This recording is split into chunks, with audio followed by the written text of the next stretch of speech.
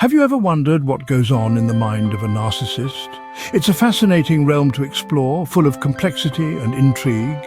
Let's start by understanding what narcissism is. It's not as black and white as it may seem, but rather it's a trait that can be measured on a spectrum. Picture it like a sliding scale where most individuals score somewhere near the middle. However, it's important to note that an estimated 1% of the population grapples with something more severe, pathological narcissism. This is not just an inflated sense of self-importance, but a deep-seated pattern of grandiosity, a need for admiration and a lack of empathy. It's a world where self-love tips the balance and takes a darker turn. So to fully grasp this intriguing phenomenon, we must delve deeper into its nature and effects.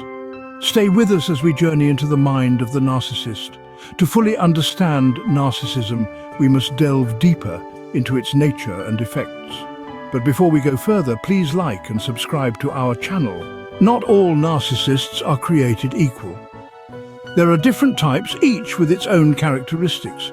You might be wondering, what are these types and how do they differ? Let's dive in. First, we have the exhibitionist narcissists.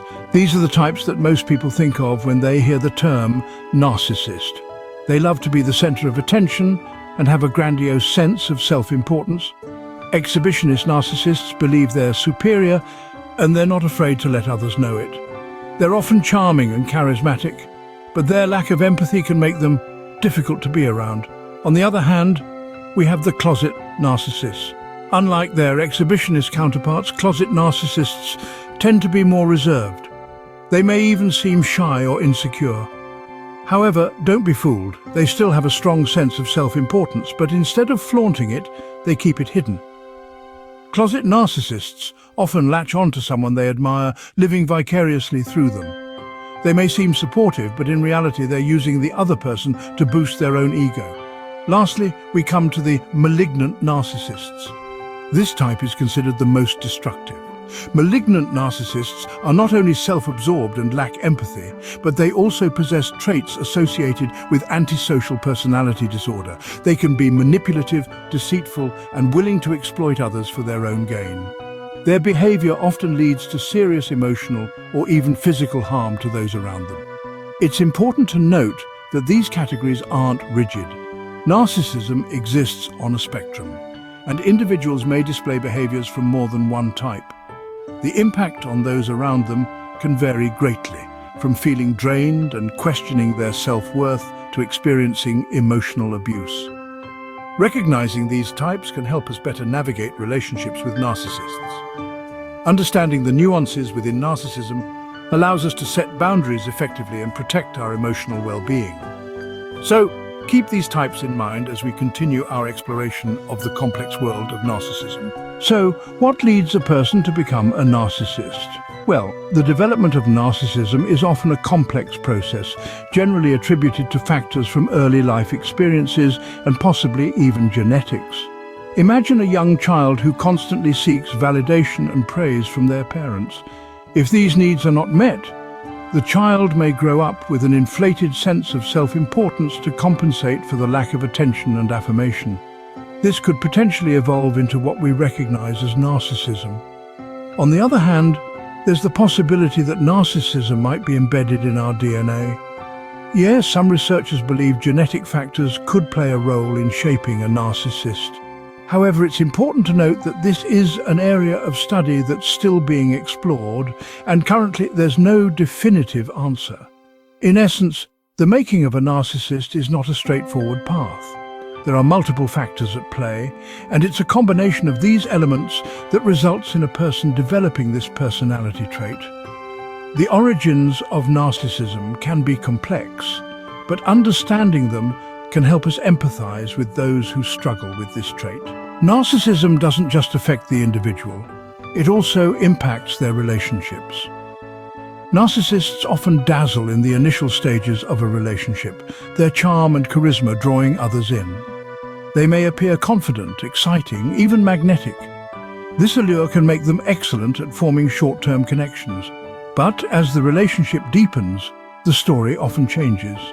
Narcissists, you see, struggle with empathy. This inability to truly understand and share the feelings of others can cause significant strain in long-term relationships. They might seem uninterested in their partner's experiences or dismissive of their emotions. This lack of empathy can make maintaining a genuine, deep connection challenging. Now let's talk about the characteristics of a relationship with a narcissist. Manipulation is a common tool in the narcissist's arsenal. They may use tactics like gaslighting, where they cause their partners to question their own perception of reality. They might make promises they have no intention of keeping, or twist situations to their advantage. Perfectionism is another trait often seen in narcissists. They hold themselves and others to unrealistic standards, leading to constant dissatisfaction and criticism. This relentless pursuit of perfection can create a toxic environment where the partner feels they're never good enough. Emotional abuse, too, is unfortunately common in relationships with narcissists. Narcissism is a complex trait that requires a nuanced understanding. We've journeyed together through the labyrinth of this intricate psychological construct. We've seen how narcissism is not a one-size-fits-all label, but a spectrum with various types, including the exhibitionist, the closet, and the malignant narcissist.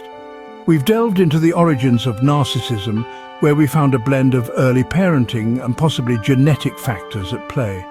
Our exploration led us to the realm of relationships, where we discovered that narcissists often excel in short-term relationships due to their charm and charisma, but their lack of empathy can cause them to falter in long-term commitments. We learned about the manipulation, perfectionism, and emotional abuse that can characterize relationships with narcissists, leading to partners feeling drained and questioning their self-worth. Navigating relationships with narcissists can be a challenge, but with knowledge comes power. Recognizing these traits and setting boundaries can be the first steps toward maintaining emotional well-being.